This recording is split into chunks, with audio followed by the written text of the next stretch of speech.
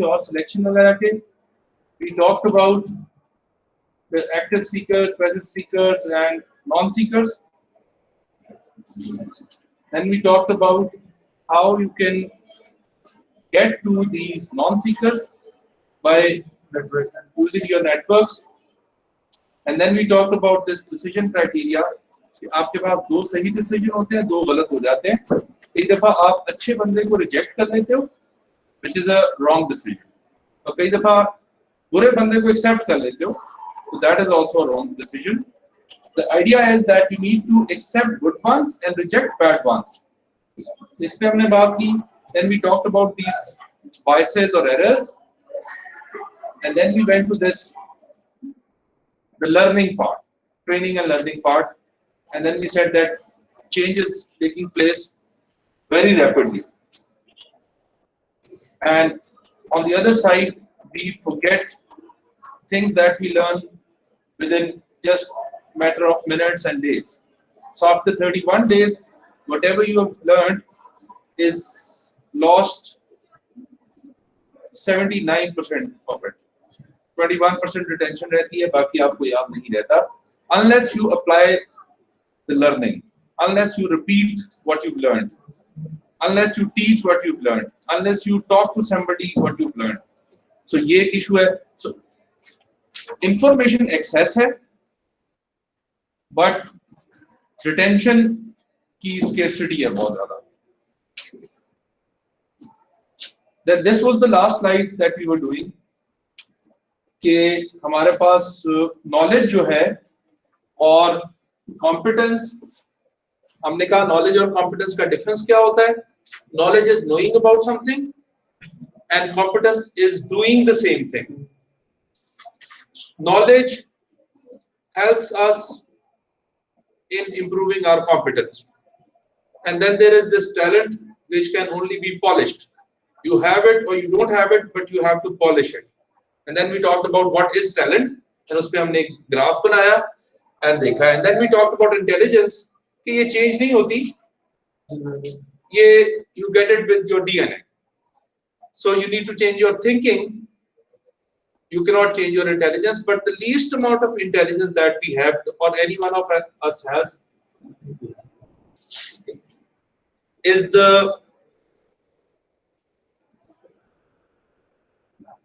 enough. ठीक है, तो उसमें कोई ऐसा इशू नहीं है. Then we talked about कि knowledge को हम ट्रेनिंग से कितना इंक्रीज कर सकते हैं, काफी हद तक. बट कॉम्पिटेंस इंक्रीज करने के लिए नॉलेज एक्सपीरियंस दोनों की जरूरत पड़ती है. एंड देन टैलेंट जो है वो ज्यादा एक्सपीरियंस से डेवलप होता है. थोड़ा बहुत आइडेंटिफिकेशन आपको हो जाती है थ्रू ट्रेनिंग. फॉर एग्जांपल आज हमें अगर डेफिनेशन पता चली है टैलेंट की, तो now you might start thinking अच्छा मेरा टैलेंट क्या है. So that is the part that training can help you, but you need to develop it through experience. So ये हम बात कर रहे थे. इसके साथ एक बड़ा इंपॉर्टेंट टॉपिक जो है वो ये है, ये ज्यादा अच्छे तरीके से समझने वाली चीज एंड काम आने वाली चीज भी होगी definitely.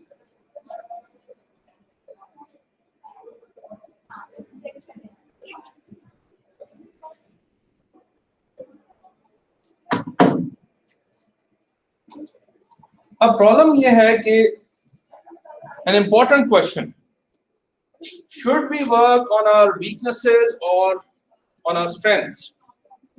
Whenever we have to train a person or develop a person, तो हर बंदा हर चीज को नहीं सीख सकता.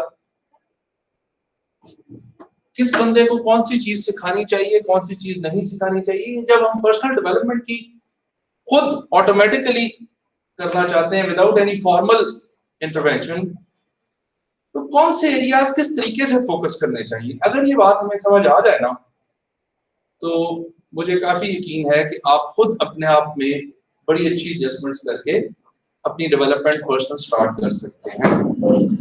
नाउ दोनों में कोई सही आंसर नहीं है कि स्ट्रेंथ पे काम करना चाहिए कि वीकनेस पे काम करना चाहिए. इसके लिए थोड़ा सा बैकग्राउंड आप समझेंगे and then we will talk about it. Actually दो चीजें अब आपको समझनी है यहाँ before we go to the strengths and the weaknesses part. Area of choices, area of giftedness, ये दो टर्म्स आपने जहन में रखनी है, area of choices and areas of giftedness. अभी हम ये दो को डिस्कस करेंगे, फिर इनकी ओवरलैपिंग चीजों को भी एंड में जाके देखेंगे। Now what are our areas of choices? ठीक, academic ability, for example laziness is our area of choice, ठीक है, सिर्फ आप उसके कसूरवार होते हैं। लेजी होना बंदे का is totally in your control, totally 100%। Side effect भी तो होते हैं। नहीं, इसीलिए मैंने इसको 100% जानबूझ के कहा।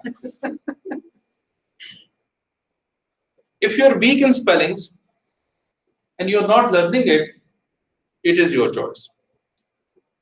If you know that, for example, our office starts at 8:30 and I should be getting up at, let's say, 6 o'clock in order to reach office on time, and you're not getting up, is your choice. ठीक है? You have full control over it. I say 100% control, because the factors that are not allowing you to control it are also your choices. ठीक है? So area of choices. ये बात समझ आ गई? Give me examples of area of choices. और कुछ चीजें।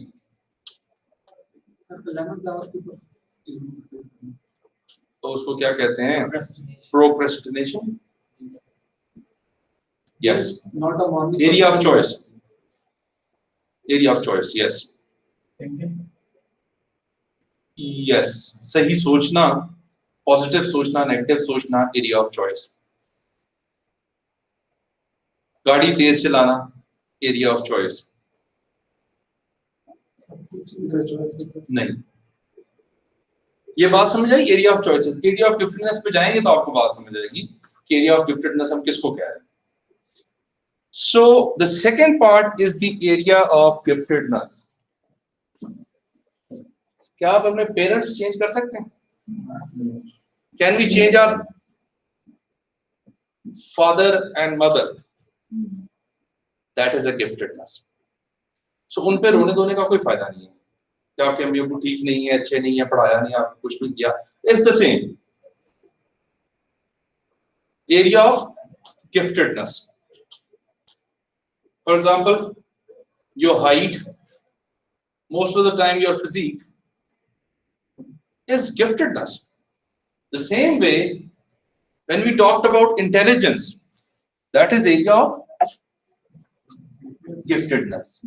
Talent, area of giftedness. Whatever is fixed is your area of giftedness, in which you have, let's say, 0% control. Like, can we change our parents? 0% control. ठीक? Area of giftedness and area of choices. Public speaking, if it is a talent, singing, teaching, जो आपको DNA में साथ आपको gift मिला है, through nature, through God, through the social system, is your area of giftedness. In the area of choices, you have full control. Personal control is 100%. And who's stopping you? You. In the area of giftedness, your control is 0%. ठीक? इस पे भी हमने और भी बात करनी है, but let's look at this one. Area of choices, you have full control, 100% of personal control. Area of giftedness, no personal control. You can't change them. अभी हम चेंज पे बात नहीं करें, चेंज पे मैं अभी बाद में आऊंगा, बट यहाँ आपका कंट्रोल जो है दैट इज 0, 100. ऐसे ही मैं सोच रहा था तो मेरे ज़हन में आया, लिटरेचर में तो यही दो चीजें होती हैं. जी, हार्टबीट तो चेंज कर सकते हैं. 100% कंट्रोल चॉइस है. बट वो जब बायोलॉजिकल सेंस में बात करते हैं तो इनवॉलंटरी वॉलंटरी एक्शंस की बात आती है कि बोलना is voluntary, heartbeat is involuntary, digestion is involuntary. वो खुद ही हो रही होती है, हम उसको कंट्रोल नहीं कर सकते, but that is in biological sense. हम बात कर रहे हैं हैबिट्स की, डेवलपमेंट की. हम उन चीजों की बात कर रहे हैं कि अपने आप को एज अ पर्सन डेवलप करना, उसमें हमारे areas of choices and area of giftedness क्या क्या होते हैं. अभी मजीद बात करते हैं और क्लैरिटी आ रही है. ऐसे मेरे ज़हन में आ रहा था कि इसमें एक दरमियानी चीज भी है, nationality.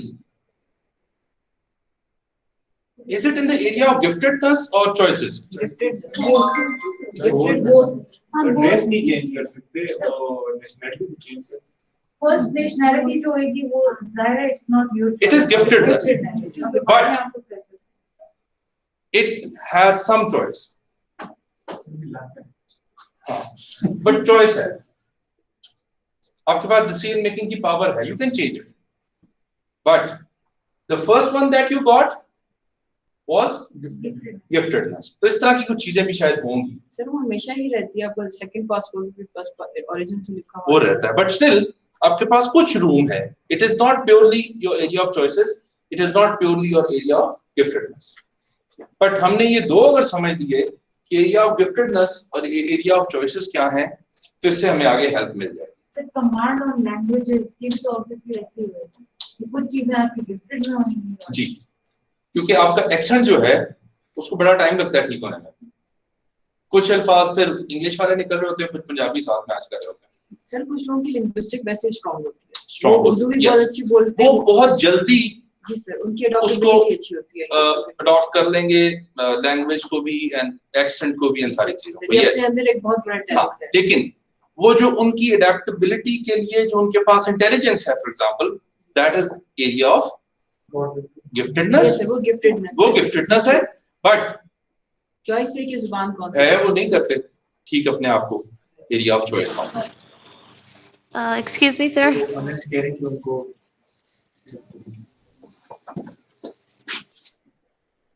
So area of choices and area of giftedness.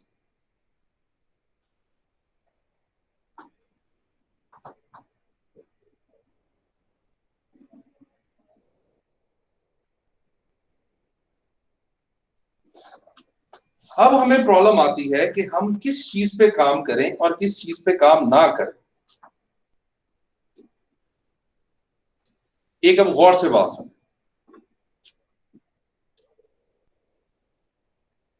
हमारा प्रॉब्लम क्या है कि टॉप पे अगर आप देखें, work on your weaknesses in the area of choice. Work on the weaknesses in the area of choice. For example, if you're a lazy person and it's your weakness, या time management आपकी weakness है, work on it. अपने आप को बेहतर develop करना है, बेहतर बंदा बनाना है, तो कौन सी weaknesses पे काम करना है? जो एरिया ऑफ चॉइसेस की हैं. तो जब भी वीकनेसेस आपके जहन में आए कि कौन सी वीकनेसेस को मैं स्ट्रेंथ में कन्वर्ट कर सकता हूं, never think of your parents. काश मेरे अब्बू अच्छे इंसान होते तो मैं पता नहीं क्या बन जाता. That is not area of choice. You can't do anything about it. If it is a weak link, leave it like this. Do not work on it. मेरी आंखों का रंग डिफरेंट होता तो शायद मैं पता नहीं क्या कर जाता जिंदगी में. You can't do anything about it unless you have glasses लगा रहे हैं, lens लगा रहे हैं. Otherwise, naturally, you can't do anything about it. So stop giving yourself the support of such things कि ऐसा होता तो मैं ये कर लेता। In the area of giftedness, giftedness में आपने वीकनेसेस पे नहीं जाना, वीकनेसेस में आपने जाना है in the area of choices, कि मैं सुबह नहीं उठ सकता, मैंने सुबह कल से उठना है, वहां आपकी डेवलपमेंट पॉसिबल है। गिफ्टेड इनहेरिटेंस भी होगी। हाँ, इनहेरिटेंस भी गिफ्टेडनेस, कि अगर मेरे पास भी बिल गेट्स के बेटे जितना पैसा होता तो शायद मैं ये कर लेता हूँ। You can't do anything, but ठीक है, but area of choices that you can become that person. So weaknesses आपने कहाँ काम करनी है? एरिया ऑफ चॉइसेस में। वजह क्या? वजह ये है कि एरिया ऑफ चॉइसेस में let's say 10 is the maximum that you can get, या 10 मैक्सिमम दुनिया में कुछ चीज है, you are a very self-disciplined person. 10, number 10 top. आप अगर अपनी weaknesses पे काम करेंगे, laziness पे, you can take yourself from 1 to 10. It is totally in your control. If you are a lazy person and you want to be the best self-disciplined person, it is possible. It has, the area of choices has the room that you can improve yourself from 1 to 100 or 10, whichever is the highest criteria जिसको लगाया. So work on weaknesses in the area of choices.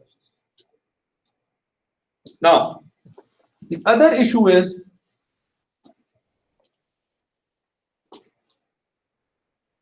work on your strengths in the area of giftedness.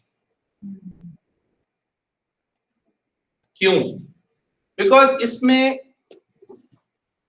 जब आप giftedness area में, अभी जरा गौर से सुनना because ये थोड़ा बहुत कंफ्यूजिंग हो जाता है, गिफ्टेडनेस एरिया की वीकनेस पे जब आप बहुत ज्यादा काम करने की कोशिश भी करें, if you give 100% of your effort in the area of giftedness weakness part, the maximum that you can do is, अगर उसमें possibility है भी, तो आप 1 से 5 बन जाएंगे। 5 will not give you any value in the world.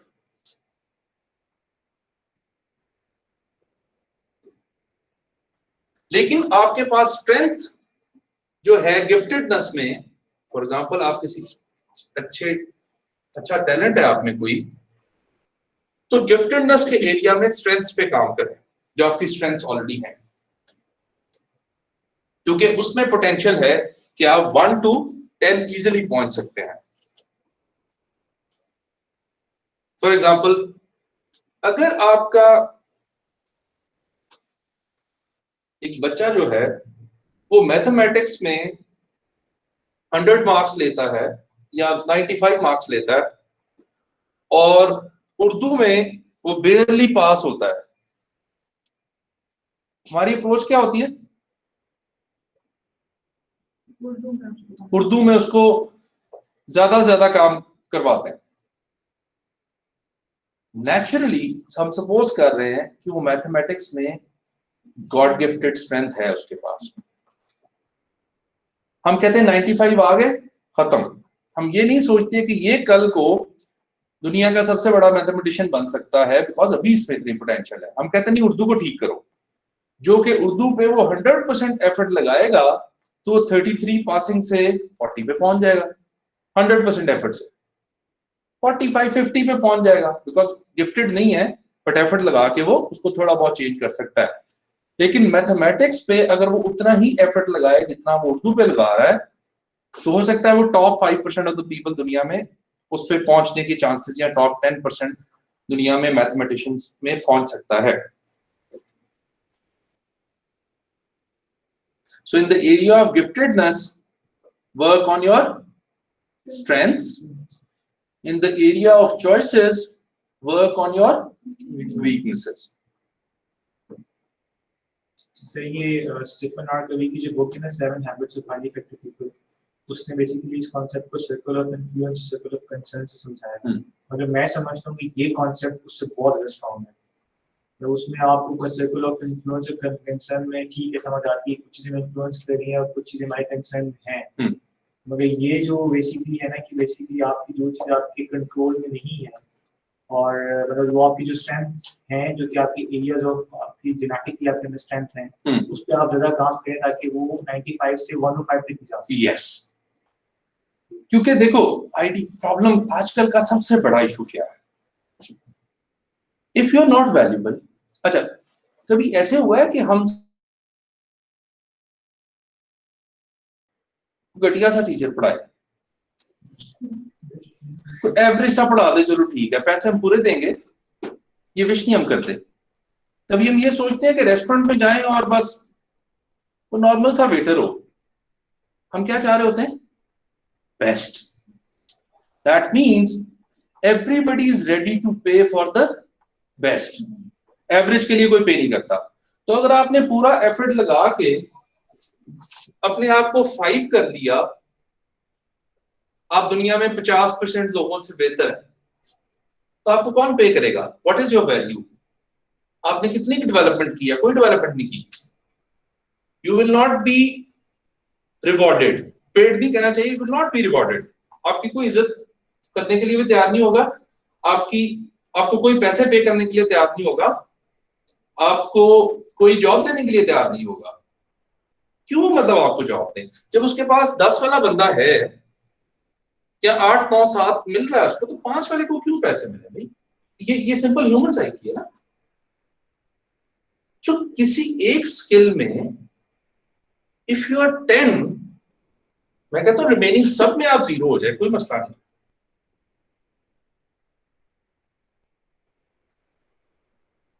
सो आपको इस स्ट्रेटजी से काम करना है कि एरिया ऑफ चॉइसेस आइडेंटिफाई करनी है, जो कि सिंपल है। हर किसी को कोई ना कोई इस तरह के मसाइल होंगे। फॉर एग्जाम्पल, मैं टू डू लिस्ट बनाने में बड़ा पुअर हूं। जितनी भी मैंने कोशिश की है कि किसी तरीके से टू डू लिस्ट बना लूं और फिर मैं काम करना मेरे लिए इशू नहीं है, बट काम को याद रखना इशू है। मैं उसमें बड़ी कोशिश करता हूँ काम करने की, कुछ थोड़ी सी। ये एरिया ऑफ चॉइस है कि मैंने किस तरह अपने आप को ऑर्गेनाइज करना है। लेकिन दूसरी तरफ हो सकता है एरिया ऑफ गिफ्टेडनेस में कई ऐसी चीजें हों जिसमें मैं फजूल ही सारा दिन बैठा रोता रहूं।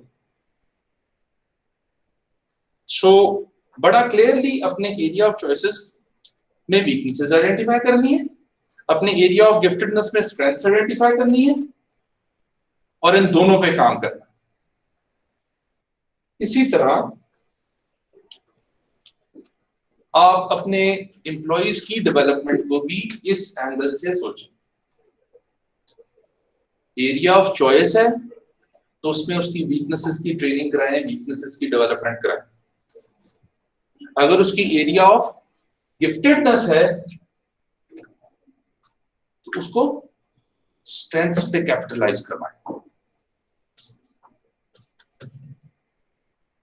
अगर आपके पास एक ऐसा बंदा है जो पब्लिक स्पीकिंग में बहुत अच्छा है, लेकिन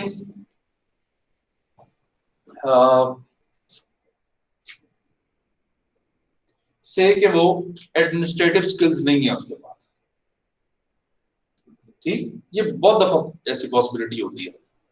हर चीज में अच्छे नहीं होते, उसको वो मैनेजर बना दो कि नहीं तुम एडमिनिस्ट्रेटिव स्किल्स अपनी अच्छी करो। हालांकि चाहिए कि उसको पब्लिक स्पीकिंग स्किल्स उसकी ज्यादा अच्छी करवाएं, बिकॉज उसमें वो गिफ्टेडनेस है, उसका वीक एरिया ना, बट वो है ही ऐसा, पर्सनालिटी या गॉड गिफ्टेडनेस है ही ऐसा कि एडमिनिस्ट्रेटिव स्किल्स नहीं है उसके पास। तो आप उसको मैक्सिमम यूटिलाइज करें पब्लिक स्पीकिंग के लिए, उसको उधर डेवलप करा दें। चाहे एक स्किल हो लेकिन 10 स्किल हो उसके पास।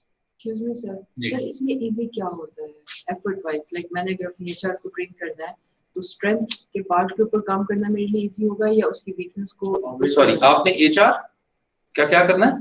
मतलब आपने कहा ना कि you want to become an HR expert, जी। ठीक है। अब ये एरिया ऑफ चॉइस है आपकी। नहीं सर, हाँ। कहने का मकसद ये है like I have to work on a person, तो आप कह रहे हैं अच्छा, कि ठीक। आपके पास ऑप्शन ये है कि like you have to work on both side, या तो आप उसकी वीकनेसेस जो हैं उसको आप वर्कआउट करके उसको आप इम्प्रूव करो, या उसकी जो स्ट्रेंथ के पार्ट है उसमें उसको हाईलाइट करो। इसमें से कौन सी मतलब ये ज्यादा इजी है कि उसको पब्लिक स्पीकिंग के अंदर मजीद उभारा जाए, या ये इजी होगा कि उसके एडमिनिस्ट्रेटिव स्किल्स को बेहतर किया जाए? उसकी हम सपोज पहले ये कर रहे हैं कि administrative skills and public speaking both are God gifted. हम ये इमेजिन कर रहे हैं, So both are God gifted. हम इमेजिन ये कर रहे हैं। नहीं सर, आपने तो बोला एडमिनिस्ट्रेटिव जो है ये बच वाइस होगा ना, वो नहीं, legal मैंने अब पहले ये assume कर लेते हैं कि ये दोनों गॉड गिफ्टेड हैं। पब्लिक स्पीकिंग बहुत अच्छा है, एडमिनिस्ट्रेटिव स्किल्स में नहीं अच्छा, तो आप एडमिनिस्ट्रेटिव स्किल की जॉब उसको ना दें, वो टास्क उसके इंक्लूड ना करें, आप उसको पब्लिक स्पीकिंग के लिए यूज करें और उसमें उसको डेवलप करें। ये तो हो गया ये। अब दूसरी तरफ वो टाइम मैनेजमेंट डिसिप्लिन में ठीक नहीं है। स्पीकर बहुत अच्छा है, बट जब उसका टाइम आ जाता है, उसने बोलना होता है तो पहुंचते ही नहीं। ये अब एरिया ऑफ चॉइस में उसकी वीकनेस है, तो उसको टाइम मैनेजमेंट की स्किल दिलवाएं और साथ पब्लिक स्पीकिंग पे काम करवाएं। ये मैं आपसे पूछना चाह रही हूँ कि अगर ऐसा सिनेरियो हो तो प्रैक्टिकली क्या किस एरिया में इजी होता है, मतलब किसी बंदे को अगर अपने ऊपर इम्प्रूवमेंट करनी है जी, तो मुझे अपनी वीकनेसेस को कम करना मेरे लिए इजी होगा या अपनी स्ट्रेंथ को उभारना मेरे लिए? अगेन दो एरियाज हैं, आपने देखना है एरिया ऑफ चॉइसेस में वीकनेसेस क्या है। ठीक, एरिया ऑफ चॉइसेस में मेरी वीकनेसेस क्या है। For example, exercise is an area of choice और गिफ्टेडनेस? चॉइस है, तो अगर आप नहीं करते तो आपकी वीकनेस है, उसमें अपने आप को ठीक करें, because health is obviously one of the important factors.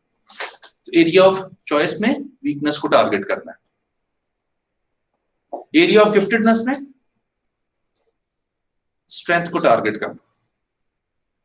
वैसे इससे तो एक बड़ा डिफरेंस है, एक पहलू सामने आया है कि हम ऑर्गेनाइजेशन में परफॉर्मेंस मैनेजमेंट सिस्टम रन करते हैं। आपने जो बच्चे की मैथ एग्जांपल दी, मुझे तो बड़ी क्लिक किया है। तो हम अक्सर परफॉर्मेंस मैनेजमेंट का जो मॉडल होता है वो होता है कि वीकनेसेस को आइडेंटिफाई करना और फिर ट्रेनिंग्स के थ्रू उसको इम्प्रूव करना। फिर तो ये अदर वे राउंड होना चाहिए कि इंसान की बेसिकली वीकनेसेस को आइडेंटिफाई तो हो, वो इतनी हो कि वो सर्वाइवल के लिए उसके लिए ठीक हो, बट स्ट्रेंथ पे फोकस, शायद से स्ट्रेंथ पे तो हमारे परफॉर्मेंस मैनेजमेंट प्रॉब्लम ये है कि, सॉरी मैं आपकी बात काट रहा हूँ, हम गलती ये करते हैं कि जैसे ही बच्चे की, मैं दोबारा एग्जांपल दे रहा हूँ, 95 लिए A+ आ गया, हमने कहा बस ठीक है, इस पे तो इसको काम करने की जरूरत ही नहीं। हालांकि हो सकता है कि 95 से 105 पे पहुंच जाए, दुनिया में वो नंबर 1 मैथमेटिशियन हो सकता है। सर पे एक एग्जांपल है, हमारे एक सेल्स मैनेजर थे टेरिटरी के, तो वो एक हमारे उनसे जो जीएम थे, उनको आदत थी वो मीटिंग्स कॉल करते थे। He was very organised person, he used to have lot of meetings. तो वो एक दफा सीईओ के कमरे में गया, वो जो सेल्स मैनेजर था वो कहता है कि या सेलें करा लो या मीटिंगें करा लो, दोनों काम नहीं होते जी हमसे। ठीक, और वो ऐसे ही हुआ, he was an excellent sales person but he was very poor in meeting stuff. हालांकि चाहिए ये था कि उसको मीटिंग में अगर पता चल गया, उसको मीटिंग में इन्वॉल्व ना करें। Exactly sir, वही वाली, क्योंकि उसका एरिया ऑफ स्ट्रेंथ आप खत्म कर रहे हैं, exactly sir, उसको डिस्टर्ब कर रहे हो, उसका वो सारा काम ही खत्म हो रहा है, बिकॉज़ मीटिंग अटेंड कर रहा है सिर्फ। और ये बहुत मीटिंग्स पे बहुत सारा लिटरेचर है, बहुत सारा लिटरेचर है। एक मैं जल्दी से आपको एग्जांपल बताता हूं तो उससे आपको पता चल जाएगा। आईबीएम ने एक रूल निकाला, उन्होंने कहा जो भी मीटिंग होगी उसमें चाय, पानी, बिस्किट कुछ सर्व नहीं होगा, एक बार, और जितनी मीटिंग्स होगी सब खड़े होकर मीटिंग करेंगे, कोई नहीं बैठेगा।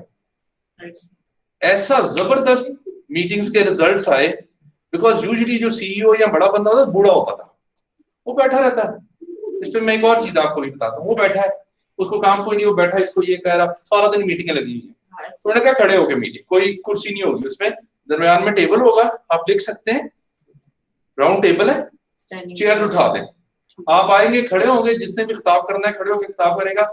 जो मीटिंग ऑर्गेनाइज करने वाला बंदा होता था ना, वो 5-10 मिनट में थकने वाला मसला होता था उसका, वो जल्दी से अपना पैगाम देता था और कहता था बस ठीक है, थैंक यू वेरी मच, कोई चाय, कोई कुछ नहीं, पानी, वो। अब देखो कितना इंपैक्ट हुआ होगा। अब यूजलेस कोई नहीं खड़ा होगा, और स्पेशली जो यंग वर्क फोर्स है ना, आपको बताऊं, यंग वर्क फोर्स को मीटिंग्स तबाह करेंगे, क्योंकि उस टाइम उस बंदे को टिक टिक लगी होती है, मैंने अपने ऑफिस में जाके काम करना है, वो बैठा क्या करे, चाहे उसको 10 पिला देंगे लेकिन उसको काम वो करने नहीं देंगे और कुछ ना कुछ चल रहा होता है। इसमें एक और प्रॉब्लम क्या होता है, इसमें प्रॉब्लम ये होता है कि इमेजिन कर लें कि हम सबके पास कुछ थोड़ा सा चेंज है, कॉइन्स है, कुछ पैसे हमारी जेब में है, इमेजिन कर लें कुछ करेंसी। मीटिंग्स में 2 किस्म के लोग बैठे होते हैं, वो करेंसी को एनर्जी समझ ले, जो मर्जी समझ ले, कुछ को वो चेंज मिल रहा होता है, कुछ का चेंज आ रहा होता है। एनर्जी भी ऐसे ही है। कुछ लोगों को बड़ा शौक होता है मीटिंग करने का, और वो बैठे पता क्या कर रहे होते हैं, वो चेंज कलेक्ट कर रहे होते हैं। आपकी जेब में जितना चेंज है ना, जितनी एनर्जी है, वो उनके पास जा रही होती है, और वो और एनर्जेटिक होते जाते हैं और आप और लेथार्जिक होते जाते हैं। एंड इवेंचुअली, अब मुझे बताओ, जिस बंदे ने मीटिंग कॉल की है और जिसकी अथॉरिटी भी है कि आप कुछ भी कह सकता है, उसके तो मजे हैं, बट वो दूसरी तरफ की बात अंडरस्टैंड कर ही नहीं रहा कि सारा चेंज सारी पॉकेट से खत्म करके मैं अपनी पॉकेट में ले आया हूं, और वो और अमीर होता जाता है, और ये सारे लोग एनर्जी वाइज गरीब होते जाते हैं। एंड इससे जो डिलेमा आता है, देखो आपके पास काम करने के लिए, ये भी इसमें इंपॉर्टेंट फैक्टर है, काम करने के लिए दो स्ट्रेटजीज हैं। आइदर यू आर प्रिपेयरिंग और यू आर रिपेयरिंग। या तो आप कुछ प्रिपेयर कर रहे होते हो या रिपेयर कर रहे होते हो। रिपेयर पता क्या होता है? जो आपने परसों काम नहीं किया तो आज कर रहे हो, दैट इज रिपेयर करना। जब आप मीटिंग में ज्यादा बैठे रहते हैं या और किसी काम में लगे रहते हैं या अपने जॉब से हट के कोई काम करते रहते हैं, तो आपको अपना काम नहीं होता। तो फिर क्या होता है? आज आप वो काम कर रहे होते हैं जो पिछले 5 दिन में करना चाहिए था, तो आप हमेशा रिपेयरिंग में, सारी जिंदगी रिपेयरिंग में गुजार देते हैं। प्रिपेयरिंग के लिए आपके पास टाइम नहीं है। ये दो वजहों से होता है। एक, आप खुद लेजी हैं, या आप बस कहते हैं गुजारा हो जाए तो ठीक है। वो गुजारे वाला काम, जब इन्फेचुएशन, जो प्रोक्रेस्टिनेशन वगैरह एंड में प्रॉब्लम होती है, ये अगेन एरिया ऑफ चॉइसेस में तो ये है कि आप खुद ही काम को डिले करते रहते हैं। तो सारी लाइफ आप रिपेयर करते रहते हैं, आप पिछले खाते खोल के ही ठीक करते रहते हैं, और वो बर्डन मल्टीप्लाई होता है। 5 दिन की बात नहीं है, you are talking about 5 years, you are talking about 10 years। अगर आपने आज इस लेक्चर को नहीं सुना तो वो आपकी रिपेयरिंग लिस्ट में चला गया, बजाय इसके कि आप मेरे से भी एडवांस होके कुछ प्रिपेयर करके आते। तो जो रिपेयरिंग हैबिट्स हैं, अगेन मीटिंग से जो यंग लोगों का वगैरह नुकसान होता है ना, वो ये होता है कि वो बेचारे अपना काम छोड़ के आए होते हैं, फिर वो रिपेयरिंग मोड में लगे रहते हैं। प्रिपेयरिंग मोड में जाते नहीं तो एडवांसमेंट और वो सारी चीजें, डेवलपमेंट वो नहीं होती। तो ये भी आपको बड़ा केयरफुल रहना चाहिए कि आपको रिपेयरिंग एंड प्रिपेयरिंग दोनों के लिए अपने एम्प्लॉइज को टाइम देना चाहिए। सर नॉर्मली ये जो रिपेयरिंग का कांसेप्ट है, ये अनइक्वल डिस्ट्रीब्यूशन ऑफ वर्क की वजह से कुछ लोग और भी जो रिपेयरिंग भी होते हैं, तो बीइंग ये एक फैक्टर है। एक फैक्टर ये है, अगेन ये फैक्टर वो है जो ऑर्गेनाइजेशंस गड़बड़ करती है, ऑर्गेनाइजेशन मैनेजमेंट साइड से ये प्रॉब्लम आती है। लेकिन ज्यादा फैक्टर्स इसमें मैनेजमेंट साइड से, जिस तरह मीटिंग की हमने बात की, तो वो भी, बट कुछ फैक्टर्स इसमें हमारे पर्सनल भी होते हैं कि हम खुद रिपेयरिंग मोड पे ही लगे रहते हैं कि बस आज का दिन गुजर गया, शुक्र है, कल देखेंगे। टास्क प्रायोरिटाइजेशन का जो लोग लैक करते हैं, इस चीज हमने बात की, तो वो प्रायोरिटाइज नहीं करेगा तो इंपॉर्टेंट टास्क बाद में करे तो फिर रिपेयरिंग मोड में चला गया। रिपेयरिंग मोड में चला गया, और ये ऐसा स्टूपिड मोड है, ऐसा ये स्टूपिड साइकिल है रिपेयरिंग का, कि अगर आप एक दफा इसमें चले जाते हैं ना, तो ये फिर आपको रिपेयरिंग में ही घुमाता रहता है। और मैं बता रहा हूं, पूरी लाइफ पूरी रिपेयरिंग में गुजर जाती है। हालांकि डिफरेंस पता क्या होता है? स्टार्ट में क्या डिफरेंस होता है?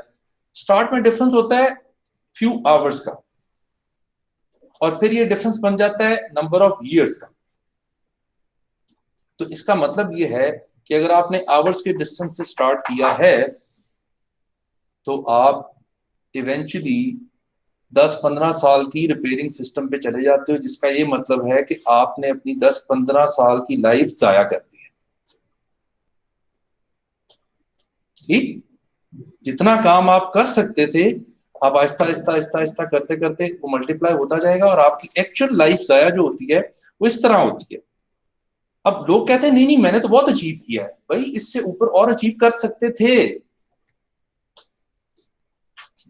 इसके और बड़ा इंटरेस्टिंग एस्पेक्ट है एग्रीगेशन में, कुछ लोग इंटेंशनली रिपेयरिंग मोड में रहते हैं, वो टेबल भर के रखते हैं और प्रिटेंड ये करते हैं कि मेरे पास जो है बहुत ज्यादा काम है। हाँ, सिचुएशन बड़ी वो ठीक है। वो प्रिपेयर करते रहते हैं कि और अगर मैंने अपना टेबल क्लियर कर दिया आज तो शायद मैनेजमेंट ये अज्यूम करेगी कि इसके पास काम नहीं। देखो एज अ पॉलिटिक्स टैक्टिक तो ये ठीक है किसी हद तक।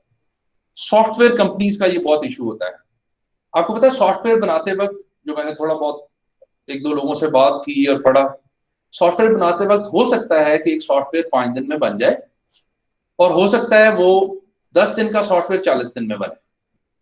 ये प्रॉब्लम होती है। तो अगर उनको टाइम मिला हो कि 20 दिन में सॉफ्टवेयर बनाना है एवरेज टाइम, और 5 दिन में सॉफ्टवेयर बन जाए, वो नहीं बताते कि बन गया। वो 20 दिन वेट करते हैं, 18वें दिन जाकर बताते हैं बस बनने वाला है, और 19वें दिन जमा करवाते हैं। ठीक है, उनकी अपनी टैक्टिक। कहता नहीं गेम खेलेंगे लेकिन बताना नहीं कि बन गया सॉफ्टवेयर। बट इसको ऑर्गेनाइजेशन पॉइंट ऑफ व्यू से चलो ठीक है, लेकिन आप कोई और सॉफ्टवेयर उतनी देर डेवलप करो बजाय इसके गेम्स खेल रहे हो। क्यों? क्योंकि आप उस 20 दिन में 4 सॉफ्टवेयर डेवलप कर सकते थे, लेकिन आपने एक किया है, तो आपने प्रोडक्टिविटी 1/4 खुद ही कर दी है, जस्ट बिकॉज किसी बंदे को ये ना लगे कि मैं वेला। तो इसमें एक और रीजन जी। है, अगर आपको at the end of day salary उतनी मिल रही है जिसमें आपने 4 सॉफ्टवेयर जी। बनाने हैं, जी, वो इंसेंटिव नहीं है। इंसेंटिव अगर इंसेंटिव बेस्ड होता है, आई एम श्योर वो लोग करेंगे, बिल्कुल ऐसे ही। लेकिन मैं कह रहा हूँ कि 15 दिन में कोई पर्सनल सॉफ्टवेयर बना के पास रख लें, या अगला कोई काम कर लें जो आपको लगता है कि प्रोजेक्ट आने वाला है, उस पर थोड़ा बहुत काम कर लें। एक और बड़ा अच्छा, मुझे वो बड़ा काम आती हैं चीजें, एक दो और मैं आपके साथ शेयर करूंगा। इसको आप लाइफ में जरा फील करके मुझे किसी जिंदगी के मोड़ पे बताना। Formula, it is easy to follow something 100% of the time than 99% of the times. इसको जरा समझने में और एक्सपीरियंस करने में टाइम लगेगा। It is easy to do something 100% of the times then 99% of the time. Then following 99% of times. कोई भी आपकी जो हैबिट है या डिसिप्लिन है या कोई भी काम है, उसको 100% फॉलो करना या उस पर 100% रहना बहुत आसान है एज कंपेयर टू 99% रहना। फॉर एग्जाम्पल, आपकी डेली हैबिट है, आपने सुबह उठ के एक्सरसाइज करनी। अगर आप कहें ना कि मैं 30 दिन में से 29 डेज एक्सरसाइज करूंगा, एक दिन शायद मिस करूंगा, ये मुश्किल है फॉलो करना। लेकिन अगर आप कहें मैं 30 के 30 दिन एक्सरसाइज करूंगा, ये आसान।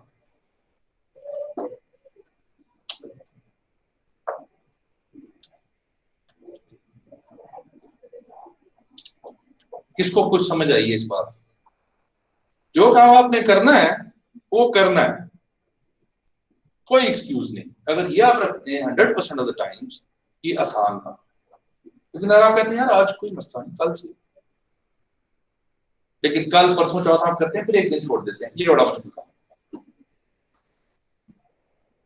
अपने आप को ट्रैक पे रखने के लिए यू शुड बी फोकस्ड के 100% ऑफ द टाइम। यस, वो आसान। ये इसको कभी सोचते रहना, फील करते रहना, तो ये क्लैरिटी आ जाएगी इसमें कभी ना कभी। सो इसमें कोई क्वेश्चन किसी का?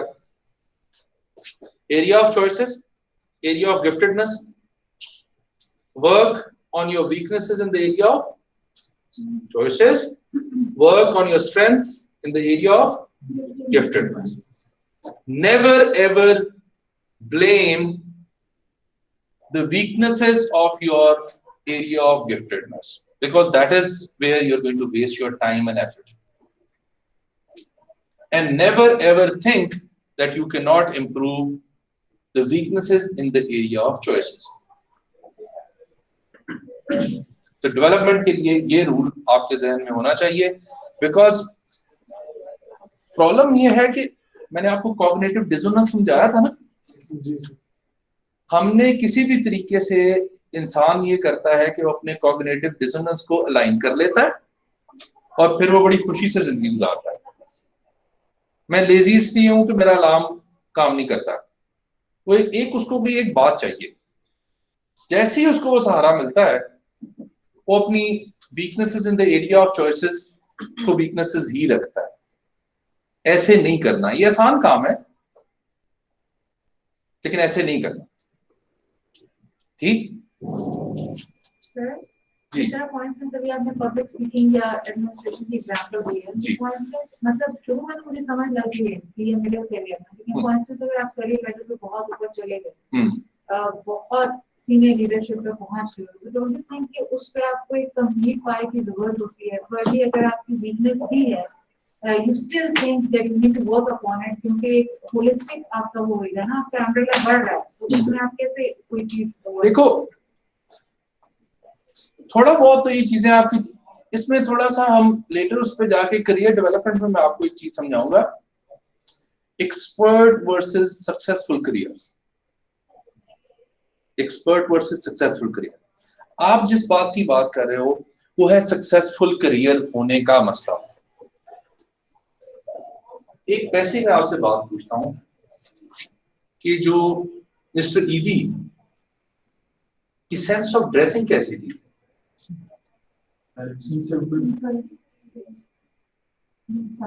कभी आपने देखा सॉक्स और जूता और कोट और सेट सब चीजें मैच कर रही हैं? कोई ऐसा इशू नहीं था। अब आप उसको वीकनेस कहेंगे? उनकी strength थी। जो सर्विस की स्ट्रेंथ थी वो इतनी ज्यादा थी कि बाकी कोई चीज सामने आती नहीं थी। आप जरा क्रिकेटर्स देखो सारे,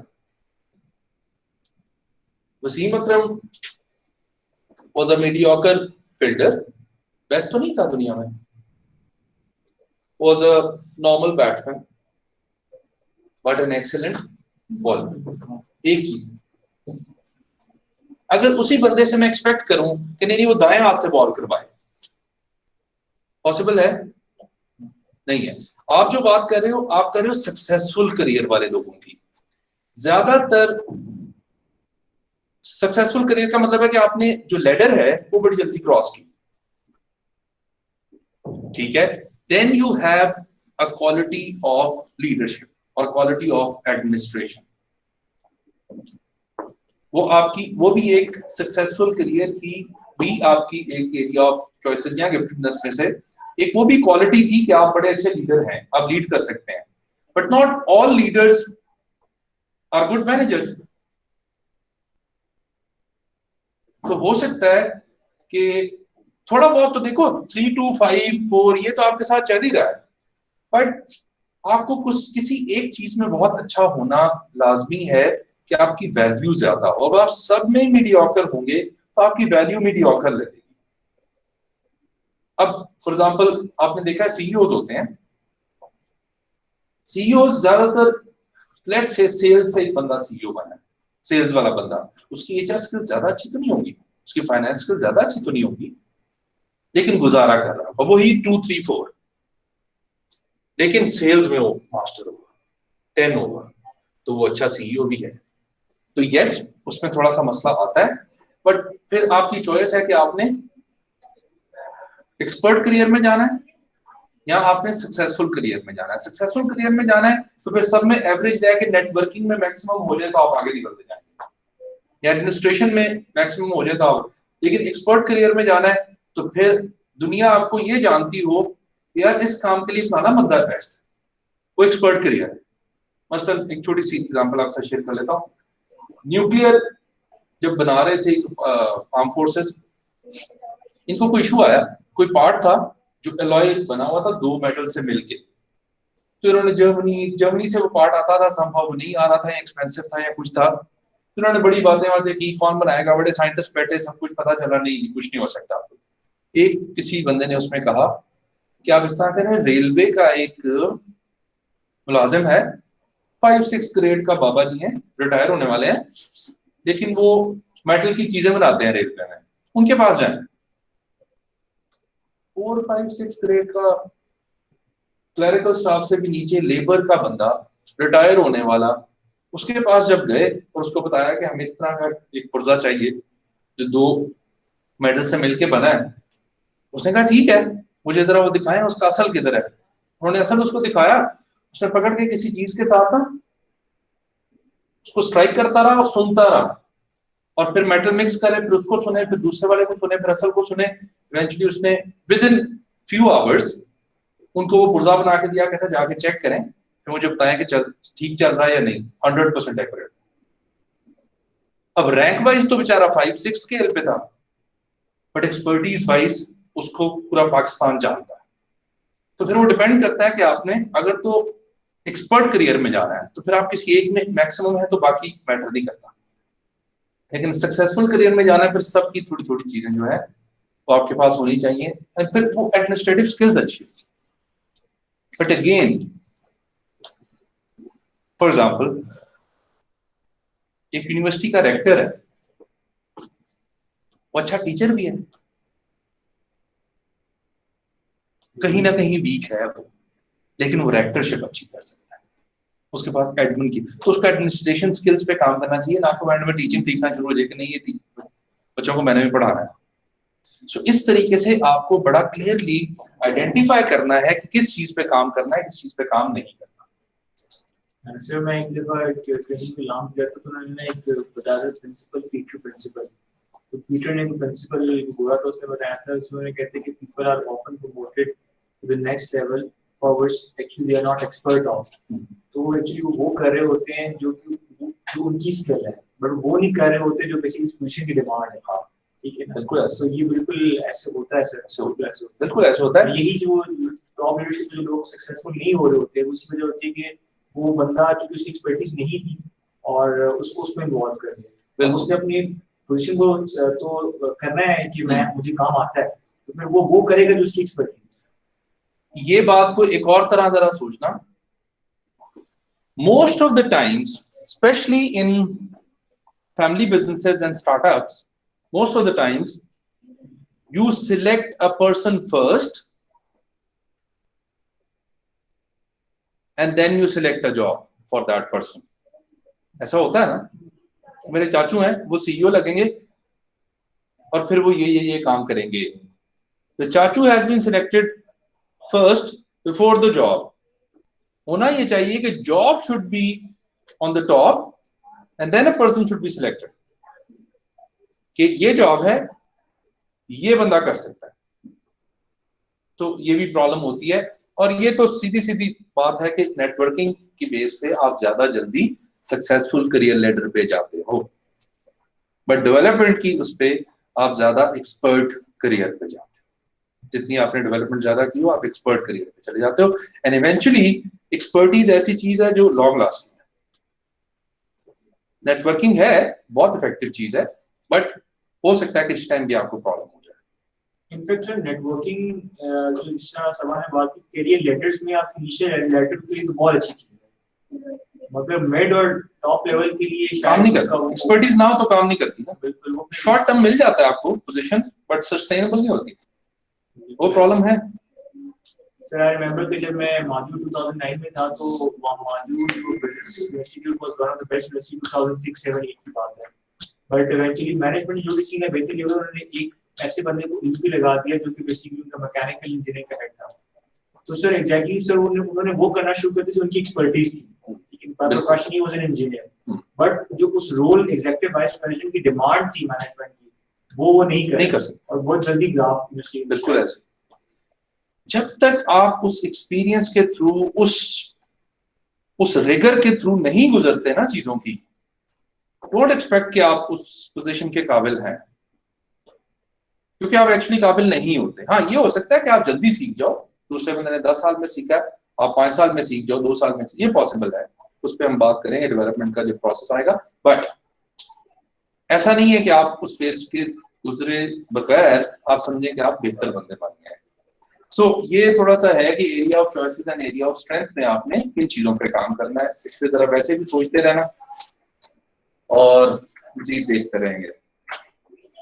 now the training part, learning हमने थोड़ा सा देख लिया कि किस तरीके से हो सकती है, क्या करनी चाहिए। ट्रेनिंग जैसे हमने पहले भी कहा था कि it is for short term, for the current job, but it always leads to the development. many trainings or all the trainings that you got in life are actually your development.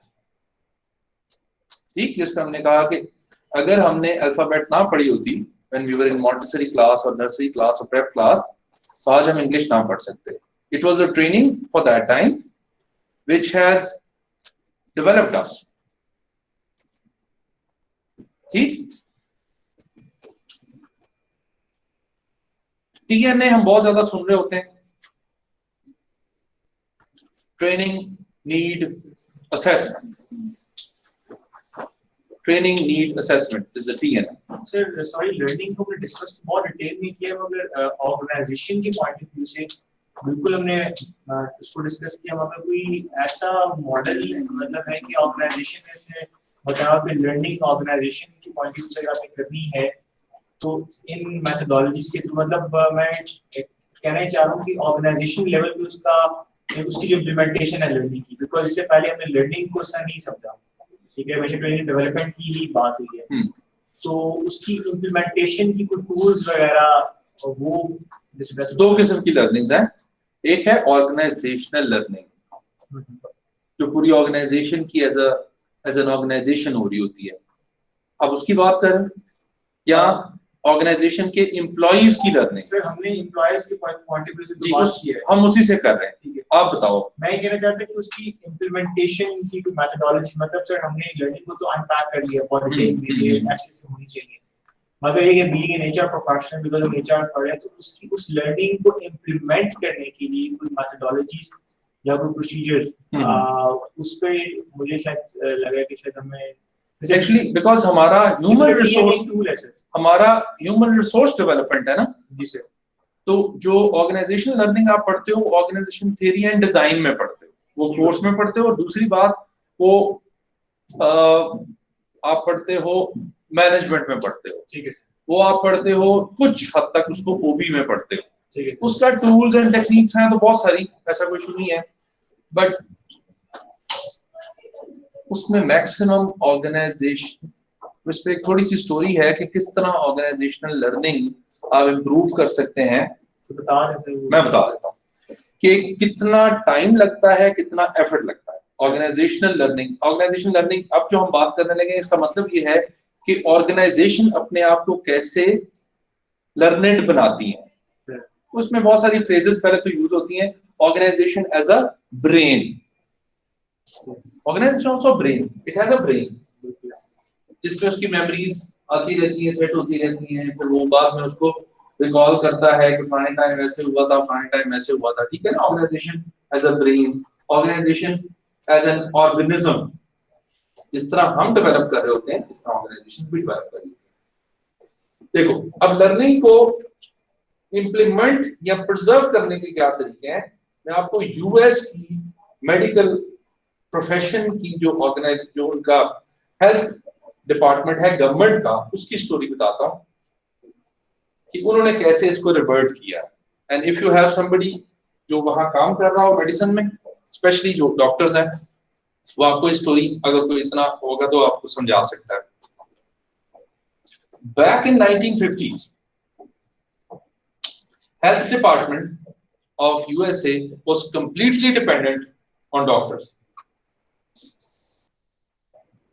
जैसे क्यों? क्योंकि health provide करना government का problem है, mainly health, education, transport, ये government का मसला है. बिल्कुल. लेकिन डॉक्टर्स ने हेल्थ डिपार्टमेंट को अपने आप पे फुली डिपेंडेंट किया होगा. डॉक्टर्स चाहते थे 5,000, सपोज कर रहा हूँ, $5,000 फीस ले लेता था. उसका दिल करता था वो $3,000 फीस ले लेता था. उसका दिल करता था वो कुछ चीजें लिख देता था, उसका दिल करता था वो नई चीजें लिखता था, उसका दिल करता था वो किसी एक कंपनी को प्रमोट कर देता था, मेडिसिन वाली को दूसरी को नहीं करता था. गवर्नमेंट की दवाइयां नहीं बिकती थी, प्राइवेट की बिकती थी, जो भी सिलसिले. इन्होंने क्या किया कि इन्होंने सबसे पहले रेगुलेशंस बनाई कि जितने भी प्राइवेट एंड पब्लिक हॉस्पिटल्स हैं, ये सारे गवर्नमेंट खुद हैंडल करेगी. जो इंडिपेंडेंट ओनरशिप है वो रहेगी, बट उसका सारा ऑडिट, सारा चीजें गवर्नमेंट ऑफ यूएसए खुद करेगी. उसके बाद उन्होंने इंसेंटिव्स दिए कि जो डॉक्टर गवर्नमेंट के पेरोल पे आएगा वो अपनी जितनी मर्जी प्रैक्टिस करे, जैसे मर्जी फीस चार्ज करे। अगर वो सुबह 4 आवर्स 5 आवर्स हमें देता है गवर्नमेंट के हॉस्पिटल को, तो हम उसको जितनी उसकी प्रैक्टिस चल रही तकरीबन होती थी उतना ही पैसा सुबह के टाइम भी देंगे। It took them 10-15 years। उसके बाद उन्होंने आज से 20 साल पहले ये कहा डॉक्टर्स को, और इसमें बड़ा कुछ चलता रहा आगे, कि जो डॉक्टर कंप्यूटर पे अपना डेटा मेंटेन करेगा, एक कौन सा पेशेंट आया, क्या डायग्नोज हुआ, क्या उसके टेस्ट थे, क्या दवाइयां लिखी, क्या फॉलोअप था, अगर वो रिकॉर्ड करेगा तो उसकी तनख्वाह डबल होगी या उसको इंसेंटिव ज्यादा होंगे as compare to a doctor who is not maintaining the database. And the database will be the centre point will be US government health department। कहा कि ये तो मसला ही कोई नहीं, हमारे पास भी रिकॉर्ड रहेगा और अच्छा है कि फॉलो अप के लिए क्लिक करेंगे तो पता चल जाएगा इस बंदे को पहले क्या था, इन सब कुछ। And now they have converted the whole thing into something else। Now the health department as an organization has learned many things। कौन सी दवाई कौन सा डॉक्टर कब किसको कैसे लिखता है, एंड एनालिटिक्स आ गया 10-15 साल पहले। उन्होंने डॉक्टर सबको बिल्कुल सीधा करके रख दिया कि अच्छा आप प्राइवेट को, ये जो ओबामा केयर एंड ये वो सारी इनकी सारी जो पॉलिसीज वगैरह बनती हैं, now they have full control, और वो अपनी मर्जी से मेडिसिन की सारी जो पॉलिसीज हैं, प्रोसीजर्स हैं, डॉक्टर्स की कॉम्पनसेशन है, उसको अब वो अप्लाई करते हैं। And even research competencies, हर चीज NIH मैनेज करता है अब, जो कि पहले इंडिपेंडेंट डॉक्टर करता था। तो ये एक मुझे थोड़ा सा लगता है कि बड़ा अच्छा, इट टुक देम 72-73 years। अभी भी बहुत सारे डॉक्टर्स ऐसे हैं जो उन पे नहीं चलते, बट स्टिल फिर उन्होंने अभी रिसेंटली 20-22 साल पहले ये किया कि डेंटिस्ट पे कोई रिस्ट्रिक्शन नहीं है, वो जितनी मर्जी फी चार्ज करे, बट प्रैक्टिशनर जो है वो इससे ज्यादा फी चार्ज नहीं कर सकता। आहिस्ता आहिस्ता कंट्रोल सारे का सारा खुद ले गए, और इम्प्लीमेंटेशन अब जो जो लर्निंग की हुई है कि ये मेडिसिन लिखते हैं, ये ऐसे होता है वैसे होता है, वो उन्होंने अप्लाई करना शुरू कर दी। तो ऑर्गेनाइजेशन के लिए जरूरी ये है कि वो अपनी मेमोरी ठीक रखे। मेमोरी ठीक रखने का मतलब ये है कि उसकी डॉक्यूमेंटेशन फुल हो, lesson learn should be kept in mind, and procedures and policies should always be renewed, जिससे ऑर्गेनाइजेशनल लर्निंग बेहतर होती रहती है। इसलिए लर्निंग ऑर्गेनाइजेशन का भी कॉन्सेप्ट होता है ना, कि वो हमेशा अपने आप को सीखती रहती हैं, नई नई चीजें अप्लाई करती रहती हैं, रिस्क लेती रहती हैं और आगे बढ़ती हैं।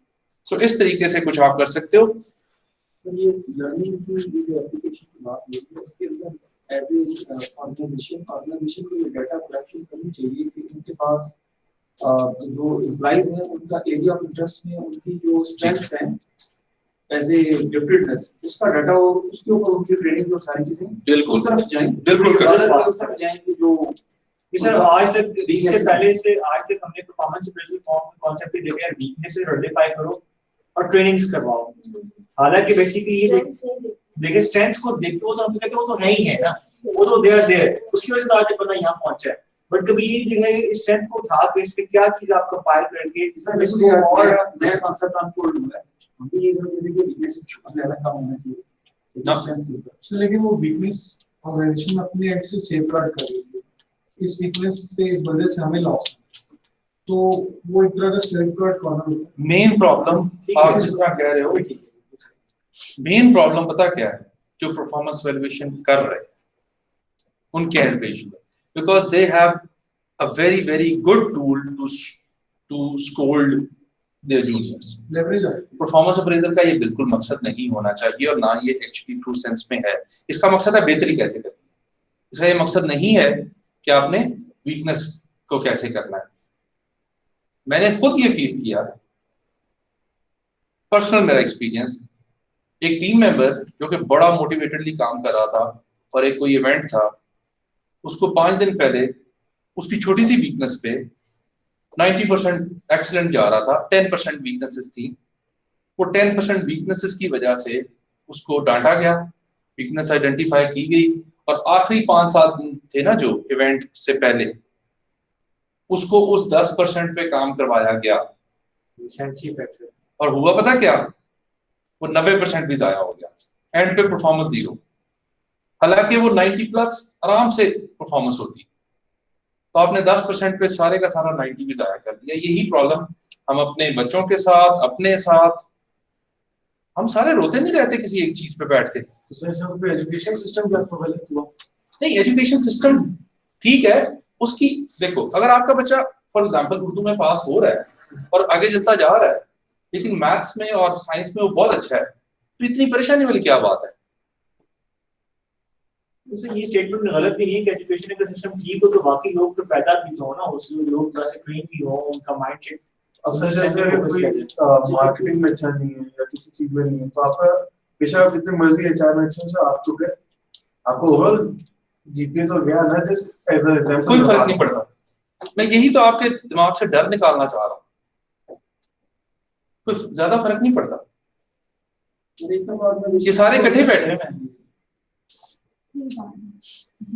सही बात। फर्क सिर्फ इतना पड़ता है सीजीपीए का कि अगली दफा एडमिशन लेने के लिए जो वहां लिखा होता है कि अप्लाई करें इतने सीजीपीए वाले पास, उतना मेंटेन कर लो, 2.5 मेंटेन कर लो, काफी। लेकिन फिर इसको पता हो अप्लाई करना ही नहीं। हाँ ठीक है, फिर आपकी स्ट्रेंथ कोई और है, फिर ये भी फिर academics is not your area. आप खुद बड़े अच्छे जज हो सकते हो इस कॉन्सेप्ट को समझने के बाद कि कौन कौन सी चीजें जो है हमें करनी चाहिए और कौन सी चीजें नहीं करनी चाहिए, और किन पे काम एफर्ट ज्यादा करना चाहिए। अच्छा जी, TNA training need assessment, actually simple बात ये है, इसका बहुत ज्यादा हम सुनते भी रहते हैं, इसको आइडेंटिफाई तो हम करते रहेंगे। प्रोसीजर ये मैंने खुद ही अपने पास से बनाया हुआ है, लेकिन इसका जो बुकिश वो है वो भी हम नेक्स्ट स्लाइड में देख लेंगे। आइडिया इज नीड असेसमेंट है ना, ये नीड जरूरत। सिंपल क्वेश्चन ये है, टीएनए को बहुत लोगों ने बढ़ाया चढ़ाया होता है। सिंपल क्वेश्चन ये है, क्या किसी बंदे को किसी ट्रेनिंग की जरूरत है या नहीं है? बस सिंपल सा।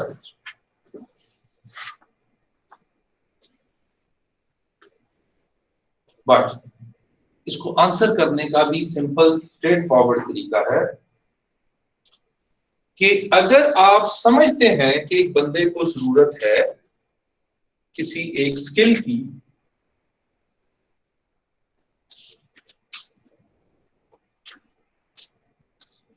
हंड्रेड % वो डिजायर्ड है, इतनी उसमें स्किल होनी चाहिए, 20% उसमें स्किल वो है, that means 80% room for improvement है, gap exists, ये आपने आइडेंटिफाई करना है। बट इसके साथ साथ जरा हम ऊपर चलते हैं, क्या जो स्किल आप उसको सिखाना चाह रहे हैं, क्या वो उसको इवेंचुअली कॉम्पिटेंस में डेवलप करेगा या नहीं करेगा? ये सिर्फ नॉलेज की हद तक रह जाएगा कि वो पीसी गया, पैटीज खाई, चाय पी, वापस आ गया। हाँ, अगर वो कॉम्पिटेंस में डेवलप कर सकता है और करेगा, क्या वो कॉम्पिटेंस उसके किसी टास्क को करने के लिए काम आएगी या नहीं आएगी? इसके लिए थोड़ा सा एक और कॉन्सेप्ट समझ लें, जॉब एंड टास्क का। How do we define a job? Job specific कोई भी sir job consist of different task जो कि आप करें और उसके बाद रिजल्ट ओरिएंटेड हो, मतलब आप करें और उसके बाद जो job is the organized or the combination of tasks. Simple. बहुत सारे टास्क मिलके एक जॉब बनाते हैं, बट इसका ये मतलब नहीं है कि जॉब एक बंदा ही करता है। Sometimes job means completeness.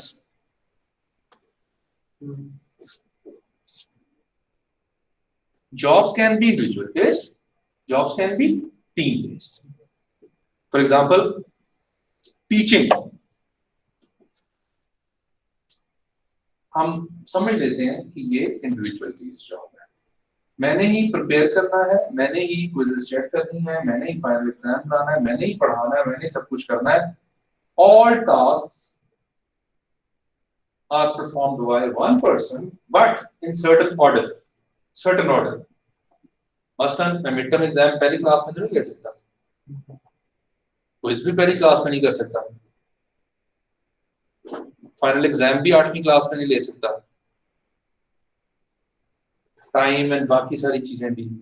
So different tasks मिलके एक जॉब बना देती हैं. So teaching is a job but it consists of number of tasks.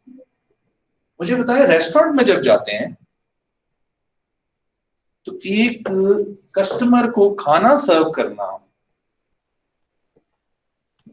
Is a job, a complete job.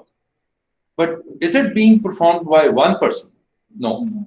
It is being performed by a team. Cooking, let's say it's one task.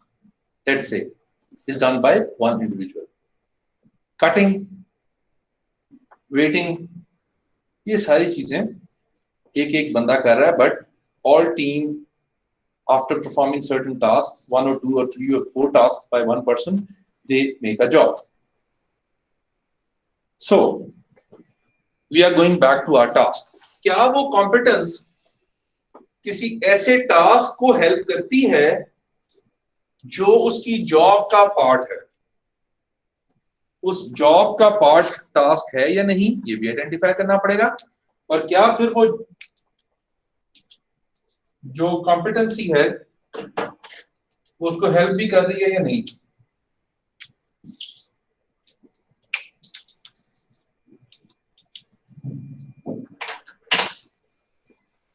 अगर तो वो task उस बंदे की job का एक task है तो ठीक है, लेकिन क्या उसकी जॉब परफॉर्म करने से ऑर्गेनाइजेशनल गोल्स अचीव होते हैं? और क्या ऑर्गेनाइजेशनल गोल्स से आपका मिशन विशन जो भी है ये बनता है, इसकी तरफ डायरेक्टली है चीजें या नहीं?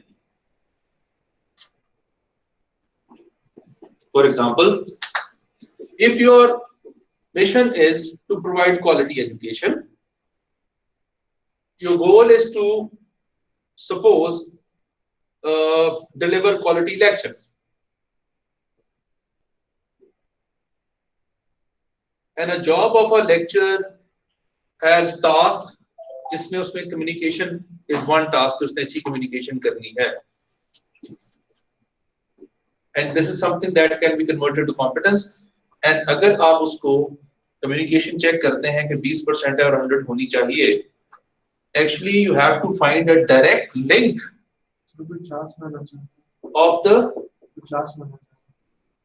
of the training to the last thing in your hierarchy. अगर तो ये कनेक्शन बन रहा है तो इट इज फाइन, बट अगर ये कनेक्शन नहीं बन रहा then it's a So ये कनेक्शन मैंने कई दफा देखे टीएनए में, मतलब गैप तक तो बात ठीक है, गैप टीएनए का ऑब्जेक्टिव भी जैसे एनालिसिस का आपने कर लिया, गैप आइडेंटिफाई हो गया. ये इसीलिए मैंने कहा ना, ये मैंने पास से बनाया, इसमें और एक दो चीजें हैं, पहले मैं इसको बोर्ड पे करवा देता था, लेकिन मैंने इसको बनाया है तो जल्दी जल्दी शाम को इसमें और अभी एडिशन हो जाएगी. बट अब प्रॉब्लम सुने, real problem. Fiscal year start हुआ, उसमें आपने बजट दिया, एचआर ने बजट दिया, आपने ट्रेनिंग्स करानी है, ओके फाइन. कितने पैसे की ट्रेनिंग करानी है? 20 लाख की ट्रेनिंग करानी है, ओके फाइन. 20 लाख की ट्रेनिंग जुलाई स्टार्ट हो गया, अभी प्लानिंग हो रही है. अगस्त सितंबर अक्टूबर नवंबर में मौसम अच्छा हुआ तो आपने 2-3 लाख रुपए की ट्रेनिंग करा दी. फिर जनवरी फरवरी मार्च आया, इसमें भी आप सोच रहे हैं एक आधी ट्रेनिंग फिर करा दी, कुछ भी ट्रेनिंग करा दी.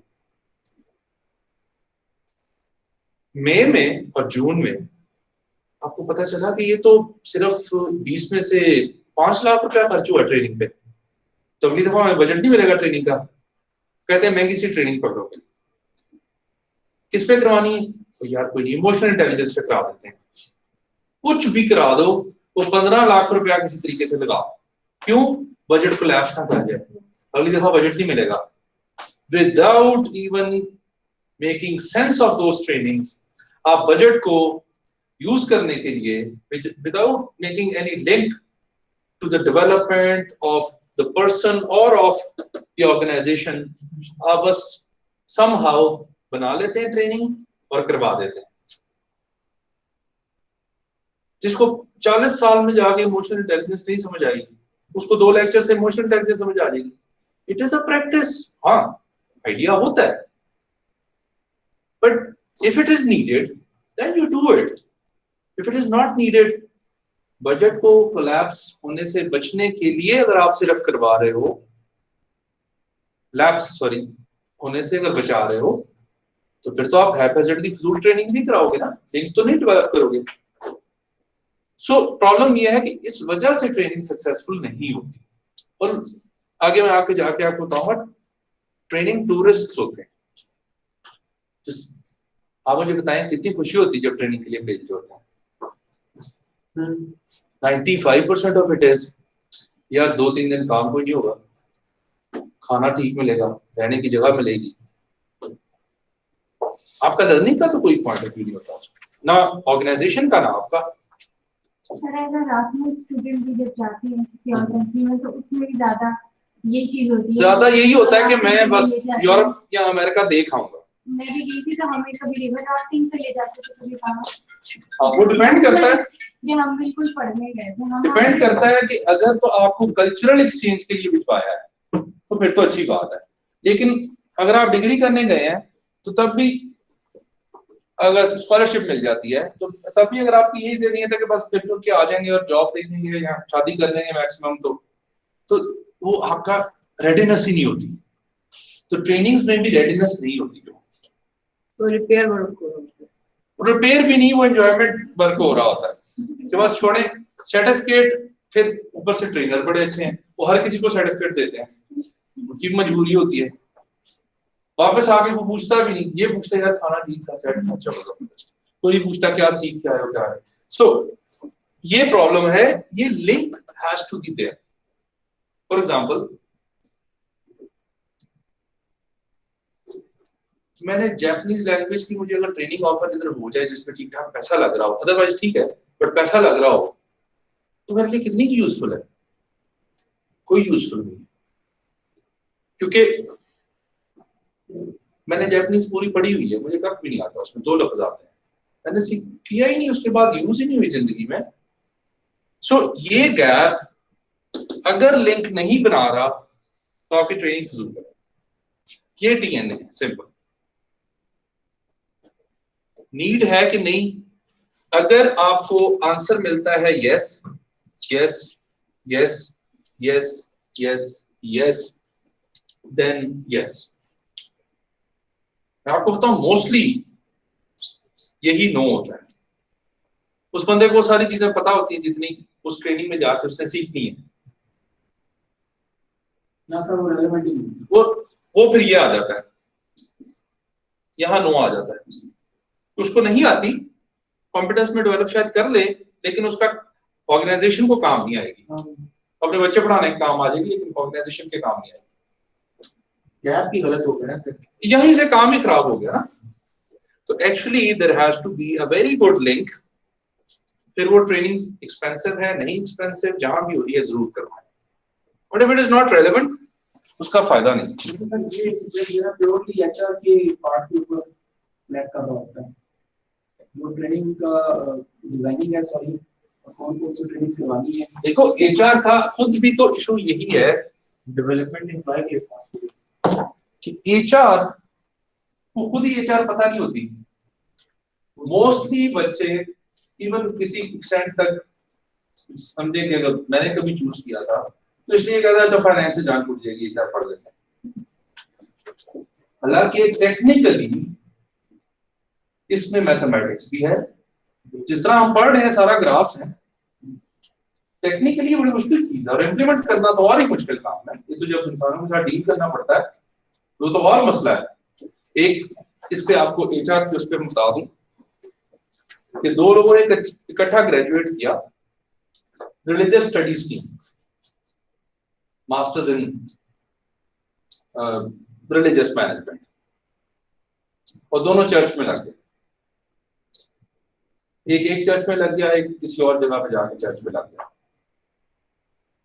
10 साल बाद जब वो मिले तो एक बंदा चर्च में बड़ा अच्छा स्पीकर और प्रीस्ट और जो भी उनकी रैंकिंग होती है बन गया हुआ था, बड़ा फिट था। तो दूसरे बंदे से मिलने आया तो उन्होंने कहा यहाँ वो प्रीचर था 15 साल पहले, मेरा क्लास कर रहा था, किधर है? उन्होंने कहा जी वो उधर दूसरी जगह बैठता है, वहां चले जाए। उसके बाद वो जाता है तो पूछता है कि भाई तुम्हें चर्च में होना चाहिए, तुम फ्यूनरल सेंटर में क्यों हो? कहता जो जिंदा बंदे हैं ना ये नहीं संभाले जाते, मुर्दे को मैं ऐसे करता हूँ वैसे हो जाता है।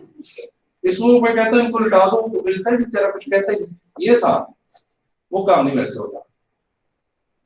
एचआर की जो इम्प्लीमेंटेशन है वो जिंदा लोगों के साथ करनी होती है। कह देना तो बड़ा आसान है, आगे से जिंदा बंदे ने आपको बातें सुनानी है, उसने मैक्सिमम डिविएट करना है। आप जो मर्जी कर, आप कैमरे भी लगाए होंगे तो कुछ ना कुछ हरकत कर जाएगा। आप उसको फोन कर दें, ईमेल कर दें, जाके कह दें, अगर उसने आपको रिसीव करना है कर देगा। तो एक्चुअली जब लोगों के साथ काम करना होता है इट्स वेरी डिफिकल्ट। जिंदा लोगों के साथ, मुर्दा हो तो बस ठीक है, फिर तो खैर। तो जो चीजों के साथ ऑपरेट करना है ये इतना इशू नहीं है, जो जिंदा बंदों के साथ ऑपरेट करना है मुश्किल काम। तो ये समझ के चलना चाहिए, उस हिसाब से पेशेंस, एक्सपर्टीज और सारी चीजें आपके पास हो तो तक। एचआर का प्रॉब्लम ये है कि वो कहता है कि मुर्दा बंदों के साथ काम करो, इसको मैं कहूँ ऐसे कर दो वो ऐसे करे, ऐसे पॉसिबल नहीं है। You have to deal with those living creatures.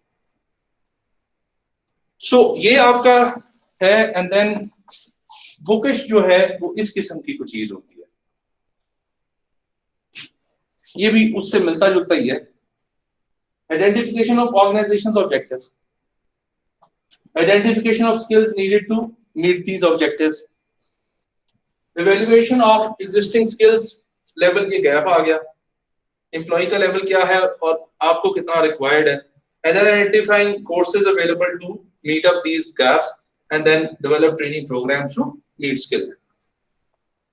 कोई बात बट जरा अच्छे डायग्राम है। इसको टॉप ऑब्जेक्टिव से लेके लास्ट गैप तक yes yes yes yes yes की टिक्स आने चाहिए, तो फिर it's a required need, otherwise required need नहीं है। तो जो मॉडर्न एचआर का लिटरेचर उसमें तो जो ट्रेनिंग वाला कॉन्सेप्ट है वो बेसिकली 10% रह गया। मतलब ऑर्गेनाइजेशन जब ट्रेनिंग से ज्यादा बेसिकली बर्डिंग, सक्सेशन प्लानिंग और इन चीजों के ऊपर ज्यादा वो ऑन द जॉब ट्रेनिंग। देखो वो भी training but on the job, बिल्कुल ऐसे ही। अच्छा वो जो ट्रेनिंग का मेथड चेंज हो गया, बिल्कुल ऐसे ही। इन द क्लासरूम ट्रेनिंग से ऑन द जॉब ट्रेनिंग है, और ये पुराना चलता आ रहा है, फॉर्मल अभी इसको की। मतलब सर वो पहले तो इतना ट्रेनिंग का एक कॉन्सेप्ट जेन में ही है कि अच्छा बस जाना है, बाहर जाना है, अंदर तो होती नहीं है। और उसमें ये कि वो फिर ऑर्गेनाइज के बजट्स, और इसी वजह से वो कभी भी इस तरह इम्प्लीमेंट भी नहीं होता। हर ऑर्गेनाइजेशन के पास बजट होता भी नहीं है, हर ऑर्गेनाइजेशन में ट्रेनिंग डिपार्टमेंट बहुत वीक होता है, अगर उनके पास पैसा है वही कर सकते हैं। तो इस तरीके से आप ट्रेनिंग नीड असेसमेंट का आपको सिंपल क्वेश्चन ही होना चाहिए कि अगर उस बंदे को जरूरत है या नहीं है। खाली शौक से ट्रेनिंग करना जो है वो मकसद नहीं होना चाहिए।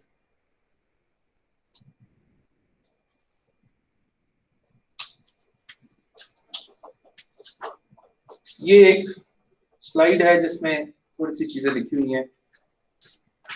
प्रोफेशनल कॉम्पिटेंस की ट्रेनिंग्स हो सकती हैं जिसमें लैंग्वेज आ जाता है, ऑफिस पैकेजेस आ जाते हैं, बिजनेस एडमिनिस्ट्रेशन आ जाती है, अकाउंटिंग आ जाती है, लेबर लॉज आ जाते हैं, आप सिखा सकते हो उनको। बिहेवियरल और स्किल रिलेटेड ट्रेनिंग है। बिहेवियरल स्किल जो है वो कम्युनिकेशन है, रीडिंग पीपल है, कॉन्फ्लिक्ट है, कोपिंग विद स्ट्रेस है एंड डूइंग इंटरव्यूज है, ये बिहेवियर के साथ रिलेटेड है। मेथड्स एंड टेक्निक्स में प्रोजेक्ट मैनेजमेंट आ जाता है, वर्किंग टेक्निक्स आ जाती हैं, facilitation, time management and sales techniques आ जाती हैं। ये एक ऐसी पोर्टफोलियो है, हर ऑर्गेनाइजेशन को चाहिए कि वो अपना पोर्टफोलियो ट्रेनिंग का बना ले, बिकॉज होगा ये कि जब आपके पास इस तरह की कोई चीज वेल डिजाइन वेल स्ट्रक्चर्ड होगी,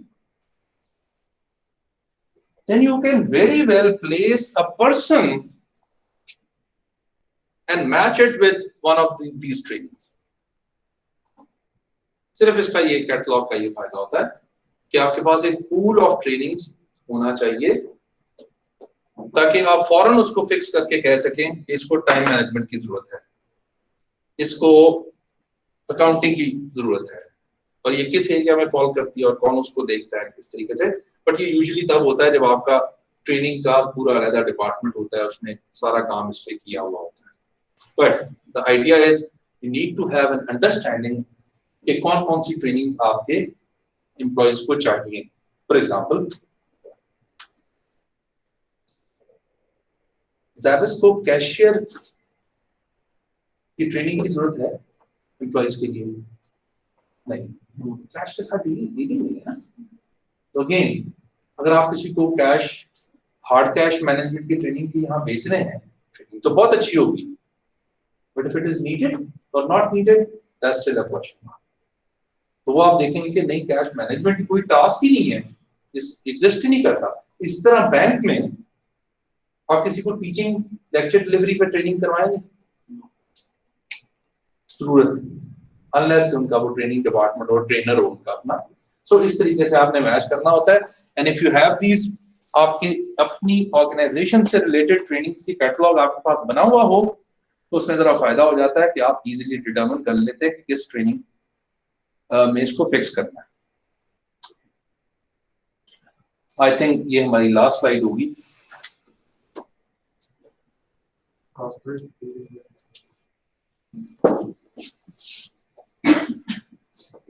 दो किस्म के मॉडल्स होते हैं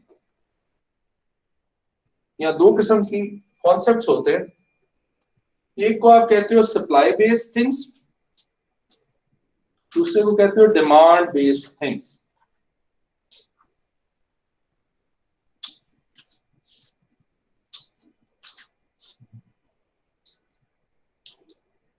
जो मैं आपको लेक्चर पढ़ा रहा होता हूं या कोई भी टीचर लेक्चर पढ़ा रहा होता है, वो आप लोगों के लिए सप्लाई बेस्ड है, डिमांड बेस्ड है?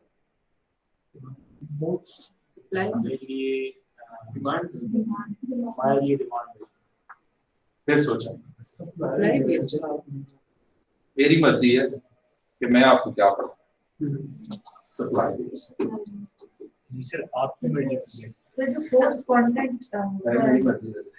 course content आप हाई कर रहे हो, वो तो आप डिमांड बेस भी कर रहे होते ना, कि अभी आप किस चीज की मार्केट में किस चीज की डिमांड है। कोर कोर्स है ना सप्लाई बेस्ड, जैसे सर हमने आपको कहा कि स्ट्रेटेजिक मार्केटिंग आप पढ़ाएंगे, डिमांड बेस्ड। ठीक है, रेसिपेंट बेस्ड में जैसे आपने मना कर दी। ये रेसिपेंट बेस्ड है। डिमांड बेस्ड जो आप दरमियान में वैसे क्वेश्चन पूछते हैं, ये आप लोग नहीं डिजाइन करते। You don't ask me to teach you this slide for example, ये सप्लाई बेस्ड है आपकी, बट इसमें से जब आप क्वेश्चन निकालते हो, दैट इज डिमांड बेस्ड। इसी तरह ट्रेनिंग्स में आपको ऑर्गेनाइजेशन की तरफ से लेटर आ जाता है, you have been selected for फलाना ट्रेनिंग। ये कौन सी ट्रेनिंग है? Supply based. ऐसे ही है, लेकिन कुछ ऑर्गेनाइजेशंस अच्छी हैं जो आपको कहती हैं कि if you need any training let us know. तो फिर आप उनसे कहते हैं कि मुझे टाइम मैनेजमेंट का या स्ट्रेस का बड़ा इशू हो रहा है, तो उसके लिए प्लीज ट्रेनिंग कराएं। That is a demand based. Sir MS HR में एडमिशन जो है वो डिमांड बेस्ड है, और जो हम स्टडीज हम कर रहे हैं कोर्सेज एचआर में कौन से पढ़ रहे हैं, that is supply based. You can't change the curriculum, ठीक है ना, but you can opt for a different MS, project management में है या मैनेजमेंट साइंस। सो सप्लाई बेस्ड, डिमांड बेस्ड, ये हर चीज में ये मॉडल यूज होता है, ठीक है। वैसे जहन में भी होना चाहिए कि आप चीजें जब समझ रहे हो तो वो supply based and demand based होती है। आफ्टर सेल सर्विसेज जो होती हैं वो सप्लाई बेस्ड होती है, डिमांड बेस्ड होती है? Demand based. डिमांड कस्टमर की तरफ से डिमांड बेस्ड होती है, कस्टमर की तरफ से ऑर्गेनाइजेशन के लिए डिमांड बेस्ड होती है। कंप्लेन आएगी तो जाना है, डिमांड करेंगे तो जाना है। जरूरी नहीं, जो सिंपल उसमें है, आप किस तरह इसको सप्लाई बेस्ड कहना चाह रहे हैं ताकि उसे एंगल समझें। सर कुछ सोचे ना, जब आपको कोई चीज सेल कर रहे हो उसके बाद देख ऑटोमेटिकली खुद भी फीडबैक हमारा देते हैं। सप्लाई बेस्ड सर मैंने इसको सप्लाई बेस इसलिए लिया था कि मेरे कंट्रोल में नहीं है कि मैं कोई प्रोडक्ट खरीदूं, हर प्रोडक्ट मुझे आफ्टर सेल सर्विस नहीं देती। हाँ। कुछ कंपनीज देती हैं, कुछ नहीं देती हैं, तो मैंने उसमें लिया था कि ठीक, उस उस सप्लाई एंगल बेस से, है कि उस एंगल मेरे से। कंट्रोल में नहीं है। उस एंगल से ठीक है, ठीक। पर सिंपल मॉडल समझ आना चाहिए। फ्रीक्वेंटली आस्क्ड क्वेश्चन जो यूनिक डिमांड, वो एक तरह की डिमांड कैटर कर रहा है। जब आप प्रोडक्ट सेल कर रहे हैं आप उसकी फ्रीक्वेंटली आस्क्ड क्वेश्चन आते हैं, वो एक डिमांड ही कैटर कर रहे हैं आपके, वो डिमांड को ऑटोमेटिकली पहले कैटर कर रहे हैं ताकि वो कम से कम आपके पास रश और वो चीजें आए। तो जो चीज मेरे कंट्रोल में है दैट इज डिमांड बेस्ड, मतलब मैं अपनी डिमांड चेक की उसको आई दैट इज माय ऑप्शन कि मैं उसको ऑप्ट करूं कि ना करूं। आप इसको थोड़ा सा सिंपल तरीके से समझो कि anything can be demand based और it can be supply based. ठीक है, कुछ किसी पे भी फिट इन करके देखें। अब मसला ये होता है कि इनके दिमाग में और हमारे सबके दिमाग में फर्क चीज चल रही होती है, तो हम मॉडल को सही समझ नहीं सकते। बट क्लैरिटी होनी चाहिए कि डिमांड बेस्ड चीजें क्या है, सप्लाई बेस्ड है। ठीक है,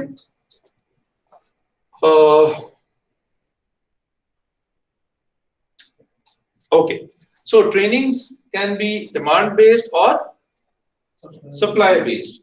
तो ये जो साइड है, ये दोनों साइड्स ये शो कर रही है डिमांड बेस्ड, तो एम्प्लॉइज को डिमांड करते हैं, और ये साइड क्या कह रही है, प्लान है, ऑलरेडी डिसाइडेड है, ये एम्प्लॉय के लिए क्या है, सप्लाई बेस्ड है। तो उसने करनी है ट्रेनिंग, ये एम्प्लॉय डिमांड करता है टू द ऑर्गेनाइजेशन। ये बात समझ आ गई? सर ऑप्शनल और कंपल्सरी दोनों कह सकते हैं। नहीं, वो गलत हो जाएगा। ऑप्शनल और कंपल्सरी का मतलब है कि ये लाजमी करनी है, ये करो या ना करो, लेकिन ये डिमांड और सप्लाई, इसमें हो सकता है ऑप्शनल हो और देन हो सकता है इसमें ऑप्शनल वो अलग एक वो मीनिंग चेंज हो जाता है। तो we will call it demand based, supply based.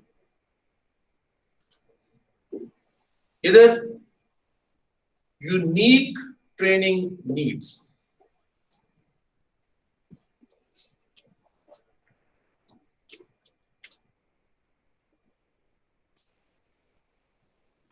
कि कितनी यूनिक है ट्रेनिंग के सेंस में, इसको हम बताएंगे तो थोड़ा सा सर वैसे नेक्स्ट क्लास के लिए रखिए। नेक्स्ट क्लास से लग रहा है स्टैंडर्ड ट्रेनिंग नीड्स।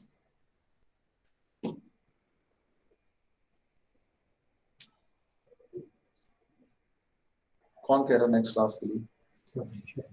तो आप नीड्स का डिस्कस कर लेंगे। सबसे बड़ी डिमांड है, लेकिन है सप्लाई बेस होगी।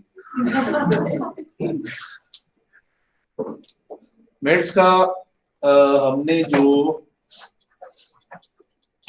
आज तक पढ़ा है इसको निकाल के इस स्लाइड तक TNA तक, ये बल्कि ग्रुप पे को मैसेज भी कर दे, ठीक है। TNA तक जो हमने पढ़ा है ज्यादा नहीं पढ़ा, प्रीवियस सारी जितनी चीजें पढ़ी हैं वो आपका मिड का सिलेबस है। और